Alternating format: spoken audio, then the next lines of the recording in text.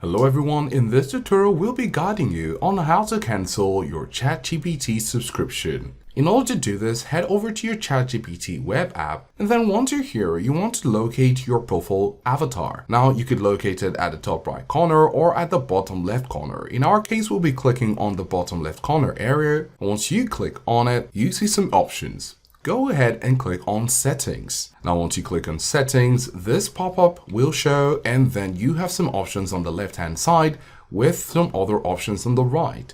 So you're going to click on account, and right here in your account you're going to find your subscription data. Once this shows up, you want to locate the manage button just beside your valid subscription.